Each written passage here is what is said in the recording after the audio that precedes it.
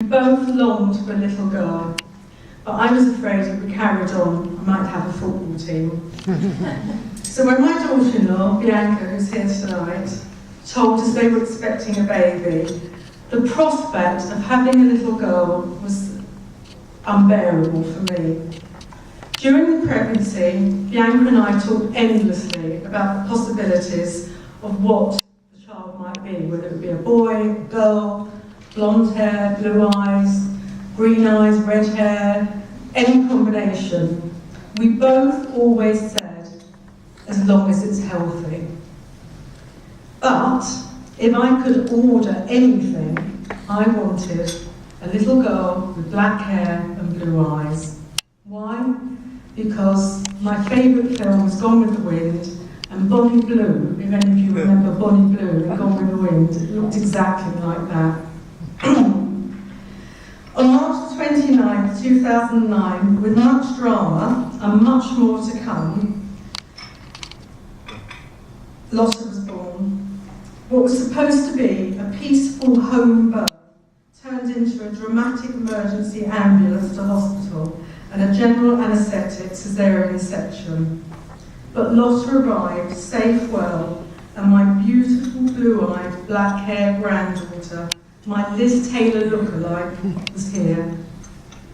Bianca's sister, who's also here tonight, who was pregnant with her first, was expecting twins a month earlier.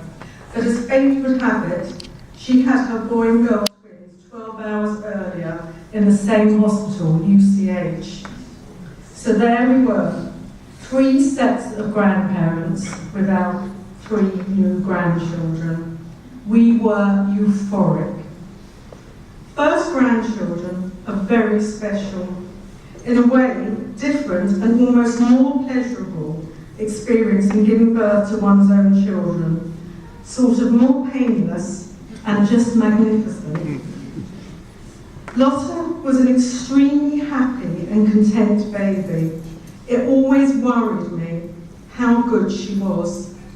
She reached the normal milestones, sitting up, crawling, toddling. She was using her pincers to do little jigsaws and eating using her fingers. My husband and I, as early as a few months old, thought Lotta too good to be true. And her eye contact, a little vacant and uncommunicative, but we never voiced it. Hard. By a year, and the twins and Lotta's first birthday party, the twins were very noticeably way ahead of our Lotta. So much so, I came home and cried. By 15 months, Lotta had no words, no waving, no clapping, and no walking. My husband and I's fears worsened, and as we tried to tell our kids, we were accused of being negative and that she was just a slow developer. Hard. I was not popular. I had spoken by this time to lots of friends and work colleagues about my worries, and one colleague told me that his 14-year-old granddaughter had something called Retts syndrome. Of course, I'd never heard of it. He said it was so unlikely and so rare. But when I got home and Googled it, I almost laughed. No way did she have that.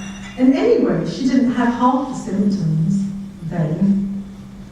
The long road of diagnosis started. The first doctor thought she had Tay-Sachs.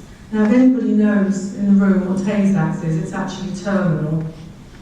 Then it was blood tests, gene testing, neurological, paediatricians, MRIs, lumbar punctures, and so on.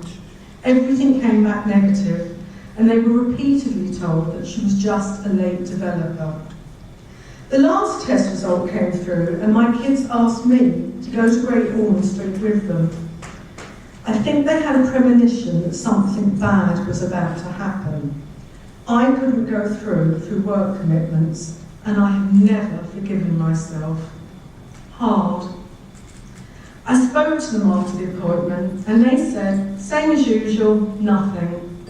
Obviously, they needed time to digest, and the shock Well, one can only imagine, especially as they were told in a room with a stranger sitting alongside their doctor.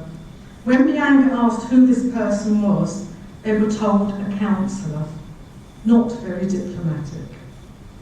The doctor said she had tested positive for Retts syndrome and handed them a thin leaflet. That was it. She was 2 years and 3 months. 2 days later, we were summoned to their home, and I thought I was in trouble again. What have I done now? Before they had a chance to offer us tea, I noticed a leaflet on the table, picked it up, looked at it, and burst into tears. At that time, I don't think my husband or my son quite knew what Retts was, but Bianca and I certainly did. The worst possible scenario had begun. All our lives changed forever at that moment. The feelings that one has for one's children are like nothing else in the world. All we want to do is see them happy and well. But to have a life watching our children suffer and their lives, it's indescribable. And in fact, triplefold for Lotta's great-grandparents who watched my husband and I and my son and daughter-in-law and Lotta suffer. One GP said to me, it's as if they've had a child, they're now going through bereavement and they're left with a shell. We have been hands-on grandparents since day one. We had a cot, high chair, bottles. Up until this summer, Lotta has slept at our home regularly. And part of my therapy, dealing with this, is my obsession in buying Lotta clothes. She has the most amazing wardrobe. It drives my kids mad. I don't think I've gone a week not buying her anything, am I right? I can't buy her toys or feed her nice food, so I shop. So along with talking and eating, there is something else I'm good at. Anyway, they don't like it, but tough, it's my therapy. I say until this summer, because in September this year, Lotta had her gastric tube fitted in Great Ormond Street. This was probably the most traumatic experience any of us have ever had. 3 grandparents stayed at the hospital along with Lotta's parents. The tube feeding for food and water during the day and the pump overnight are a little beyond me at the moment, but I'm learning more every day. How does one cope? Hard. Well, it's a challenge. My relationship with Lotta is incredibly special. She is so fortunate to have the most amazing parents. They sing to her all day long.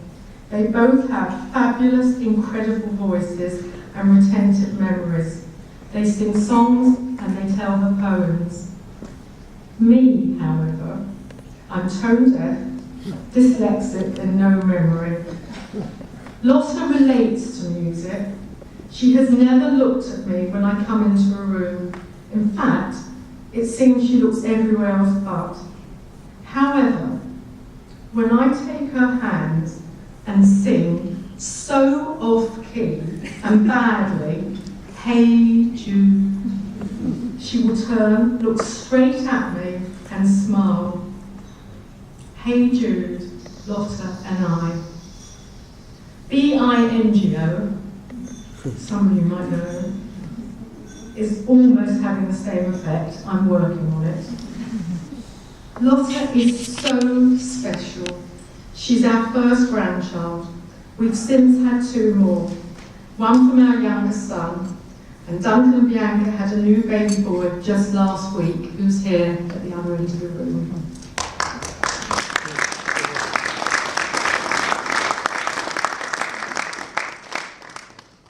But Lotta is special, unique, beautiful, and we adore her. And as a true grandma, you have to agree, she is the most beautiful child in the world. A month ago, my husband had Lotta on Hampstead Heath, sitting with her on a bench, playing her songs from her iPad. One of the songs was, "I love you just the way you are." He phoned me, crying inconsolably. I too have had moments. Not long ago, I drove away from Duncan and Bianca's home and stopped at a zebra crossing where a class full of 4-year-old girls, same age as Lotta, walked in front of me, hand in hand.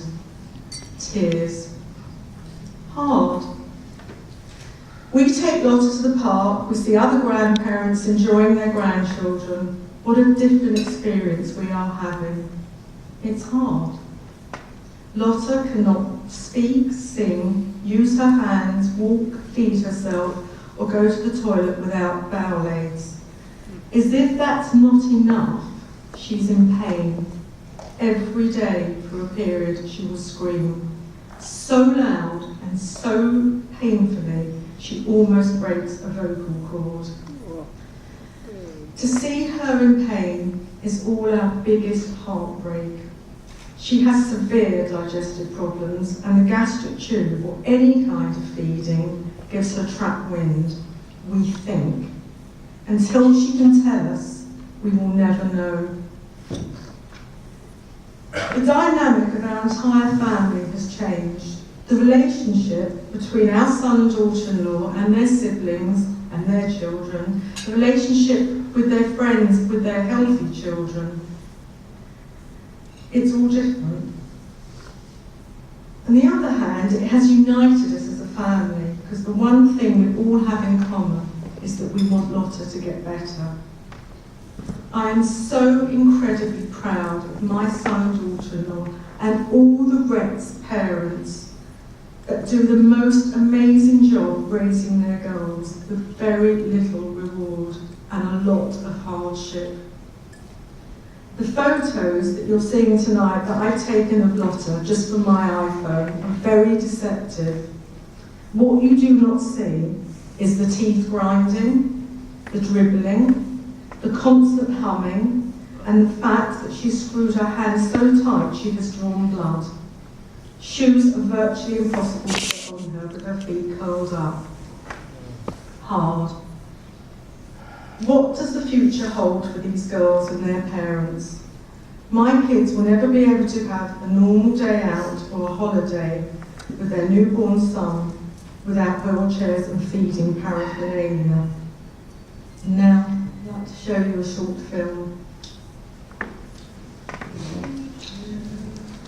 Don't let me down, take a sad song and make it better. Remember to let her into my heart, then you can start to make it better, better, better, better.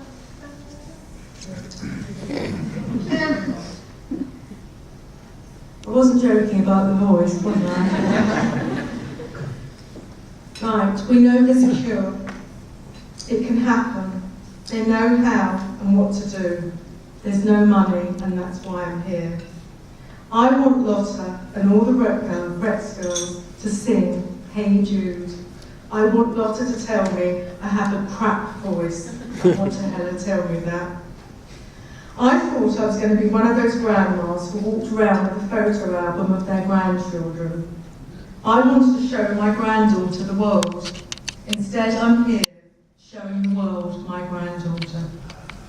Thank you.